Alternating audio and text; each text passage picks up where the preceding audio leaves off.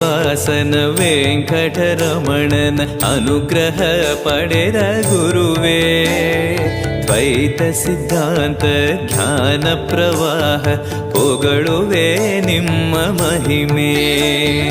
ಆಲಯವೇ ಕರುಣಾಲಯವೇ ಮಂತ್ರಾಲಯ ನಮ್ಮ ಸ್ಮರಣೆ, ಶಾಶ್ವತನೇ ಪರಿಪೂರಣನೇ ರಾಘವೇಂದ್ರ ಪ್ರಭುವೇ.